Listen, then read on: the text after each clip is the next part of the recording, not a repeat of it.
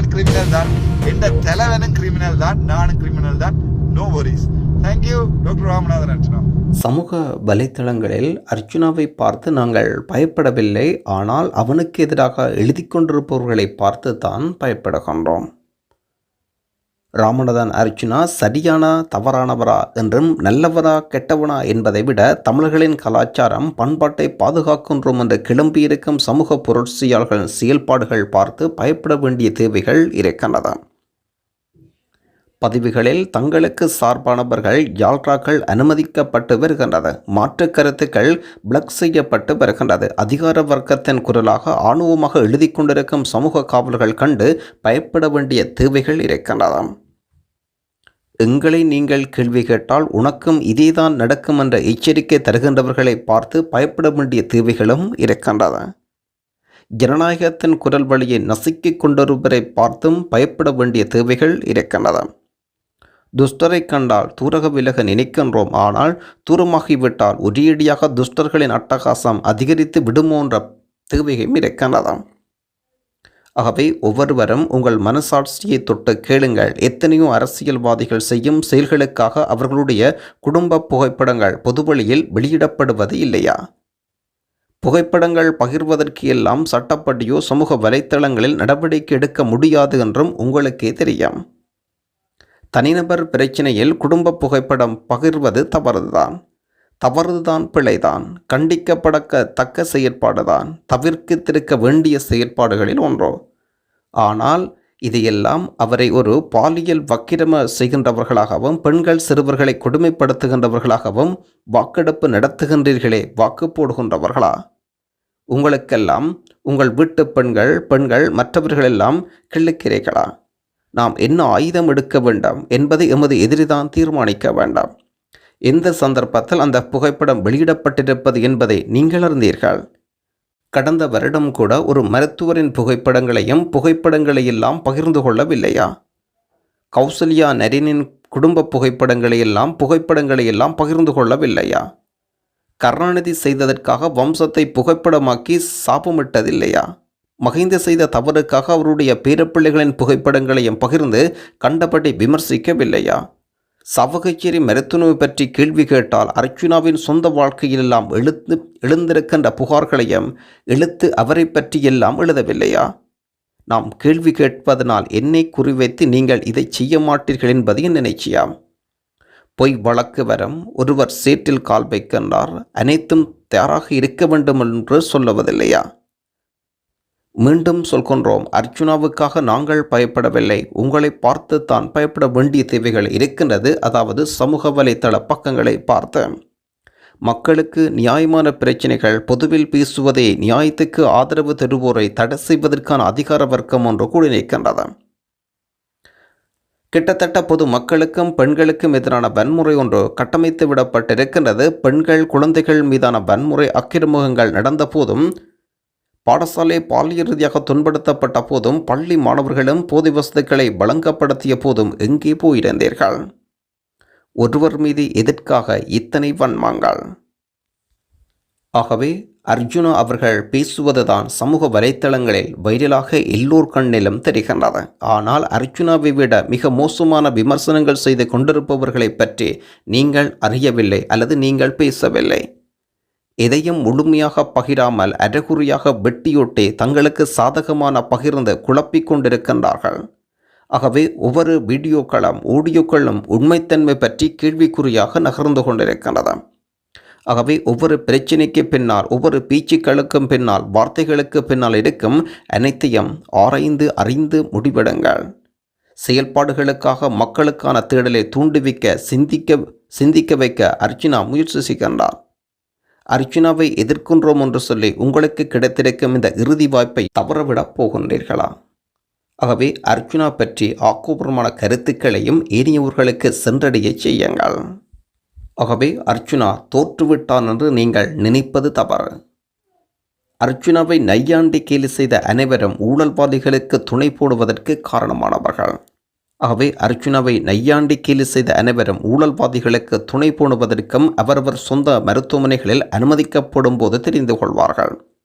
தமிழ் தேசியம் கதைத்து கொண்டு அதிகாரத்துக்கு துணை போன அனைவரும் அமெரிக்க தூதுவர் வரைக்கும் ஏன் சந்திக்கின்றார்கள்? யாரை பிரதித்துவப்படுத்தி வழக்கறிஞர் அவர்கள் அமெரிக்க தூதுவர் வரை சந்திக்கின்றார்கள்?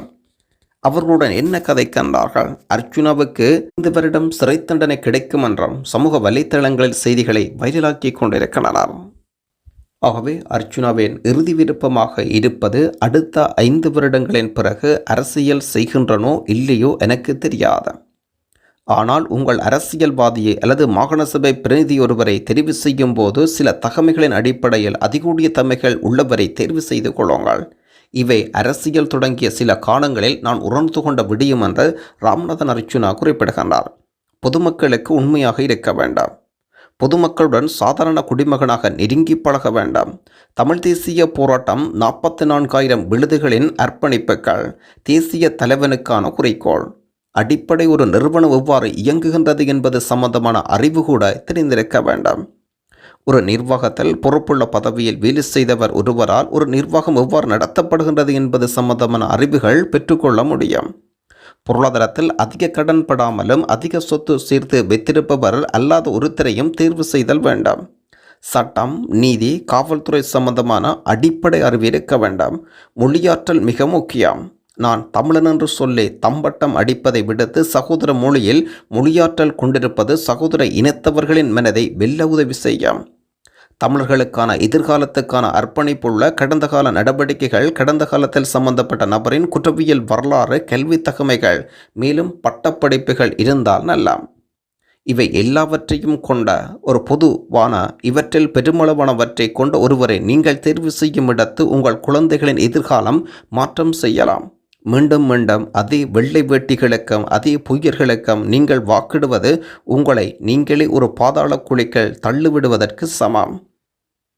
ஆகவே தனி ஒருவனாக மொத்த யாழ்ப்பாணத்தில் குறைகளுக்கு பதில் சொல்ல திணிக்கப்பட்டிருக்கின்றேன்.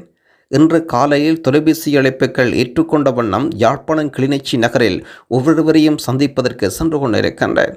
தயவு செய்து அடுத்த தடவை 6 ஆளுமையுள்ள பாராளுமன்ற உறுப்பினர்களை தெரிவு செய்துவிட்டு செல்லுங்கள். உங்களுக்கு புண்ணியம் கிடைக்கும் என்றும் சொல்கின்றார் ராமநாதன் அர்ச்சுனா. இதே நேரத்தில் மருத்துவர் அர்ச்சுனாவின் குற்றச்சாட்டு பொய் தகவலறியும் சட்டத்தினூடாக வெளிவந்த உண்மை என்ற அடிப்படையில் அனைத்து பத்திரிகைகளிலும் சமூக வலைத்தளங்களிலும் செய்திகள் பிரசுரமாக இருக்கின்றன. மருத்துவர் அர்ச்சுனாவின் குற்றச்சாட்டு 400 மில்லியன் ரூபாய் ஒதுக்கப்பட்டதாகவும் அது பொய்யான தகவல் என்று சொல்லப்பட்டிருக்கிறது. ஆகவே அர்ச்சுனாவின் குற்றச்சாட்டோடு ஒப்பிட்டு பார்க்கும் விடயங்களில் அந்த குற்றச்சாட்டு பொய்யாக இருந்துவிட்டு போகட்டும், அதனை நாங்கள் கருத்தில் கொள்ளவில்லை. ஆனால் வெறுமனுமே குற்றச்சாட்டுத்தான். இதில் என்ன நியாயம் என்றால், ஒரு வைத்தியசாலை கட்டி முடிப்பதற்கு என்றால், ஒரு கட்டிட அலகு கட்டி முடிப்பதற்கு 10 ஆண்டுகளுக்கு மேல் திட்டம் போட்டு வைத்திருக்கின்றார்கள் என்றால் என்ன சொல்லி திட்டுவது? 2015ஆம் ஆண்டு ஒதுக்கப்பட்ட நிதி இன்று வரை அதனுடைய முழு வடிவம் பெறவில்லை. இன்று 2024ஆம் ஆண்டு 2025ஆம் ஆண்டில் காலடி எடுத்து வைக்க இருக்கின்றோம். ஆனால் சாவகச்சேரி ஆதார மருத்துவமனையின் அவசர அலகு மருத்துவமனை இன்றும் வரை அதே நிலையில் தான் இருக்கின்றது. ஆகவே திட்ட செயல்முறை 10 வருடங்களாக நடந்து வருகின்றது. இன்னும் எத்தனை வருடங்கள் செல்லுமோ தெரியவில்லை. இதே நேரத்தில் திட்டத்தின் பெயருக்கும் உங்களுடைய செயற்பாட்டுக்கும் கூட கொஞ்சமுமே சம்பந்தம் இல்லையாமல் இத்தனை நீங்கள் எப்போ கட்டி முடிக்கப் போகின்றீர்கள்? பின் எப்போது இந்த அவசர மருத்துவ அலகு இயங்க ஆரம்பிக்க போகின்றது? மக்களுக்கு எப்போது அவசர மருத்துவ சேவை வழங்கப்படும்? இந்த திட்டம் மட்டுமல்ல, பெரும்பாலான திட்டங்கள் இவ்வாறு தான் நடைபெற்று கொண்டிருக்கின்றன. மக்கள் விரல் நீட்டி கேட்க மாட்டார்கள் என்ற தைரியம் இன்று வரை தொடர்கின்றது. ராமநாத அர்ச்சுனா இத்தனையும் வெளிக்கொண்டு வந்திருக்கின்றார் என்பதை மக்கள் புரிந்து கொள்ள வேண்டாம். இதேபோன்று எத்தனையோ திட்டங்கள் வருடக்கணக்கில் கிடப்பில் போடப்பட்டு கட்டி முடிக்கப்படாமல், நிதிகள் கையளிக்கப்படாமலும், நிதியை கையாடல் செய்யப்பட்ட நிலையிலும் இவ்வாறு தொடர்ந்த வண்ணமே இருக்கிறது. ஒரு சாவகச்சேரி மருத்துவமனையின் பிரிவில் நடக்கும் பிரச்சனைகள் மட்டும்தான் உங்கள் கண்களுக்கு தெரியலாம். அதற்கு வெளியே கொண்டு வந்தவர் இந்த ராமநாதன் அர்ச்சுனா.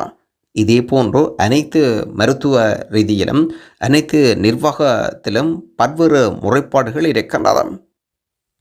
ஏனென்றால் மக்கள் கேள்வி கேட்க மாட்டார்கள் என்ற தைரியம் அரசாங்கத்துக்கு தெரியும். எனக்கு நன்றாகவே தெரிந்தபடியினால் அபிவிருத்தி என்றால் நிதிகள் ஒதுக்கிவிட்டாச்சு என்றும் சொல்வார்கள். நிதியை ஒதுக்கிய பின்னர் அந்த நிதியில் பாரியளவு மோசடி இடம்பெற்றுள்ளதாகவும் சொல்வார்கள். அதன் பின்பு மோசடி இடம்பெற்றுள்ளதாக கூறி விசாரணைக்கென்று அதற்கு ஒரு குழுவையும் அமைப்பார்கள். இதுவே தொடர்ந்து கொண்டிருக்கின்றது ஒவ்வொரு ஆட்சியிலும். சொல்வது ராமநாதன் அர்ச்சுனா.